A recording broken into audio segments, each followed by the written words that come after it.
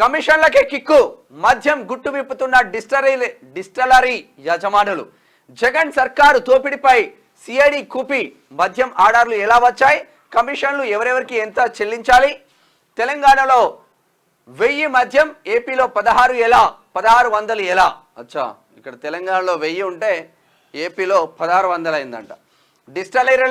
డిస్టలరీలపై అధికారుల ప్రశ్నల వర్షం. ఆ 600 వైసీపీ పెద్దల జేబుల్లోకి. కీలక సమాచారం చెప్పిన యజమానులు వ్యవహారాలన్నీ వాసుదేవరెడ్డి చూసేవారు.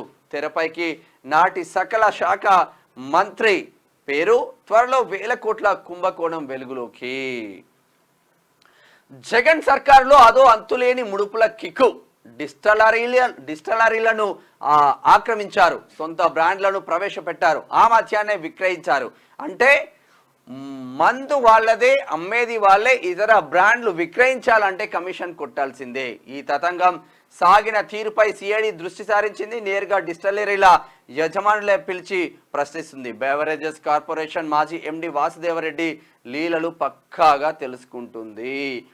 5 సంవత్సరాలలో కొత్త బ్రాండ్లు సృష్టించి అసలు సమూల మార్పు దిశగా ఆంధ్రప్రదేశ్ వెళ్తుందని చెప్పిన జగన్మోహన్ రెడ్డి, అంచెలంచెలుగా మద్యపాన నిషేధం విధిస్తామని చెప్పిన జగన్మోహన్ రెడ్డి, విచ్చలవిడిగా సామాన్యుడికి అందనంత ఎత్తులో, సామాన్యుడి జేబు గుల్ల చేసే ఎత్తులో పాత బ్రాండ్లని తీసేసి కొత్త బ్రాండ్లు తీసుకొని, ఆ బ్రాండ్లు తయారు చేసే కంపెనీ వైసీపీ వాళ్ళదే అంట, బ్రాండ్లు అమ్మేటోళ్ళు వైసీపీ వాళ్ళే అంట, కమిషన్లు కొట్టేటోళ్ళు కూడా వైసీపీ వాళ్ళే.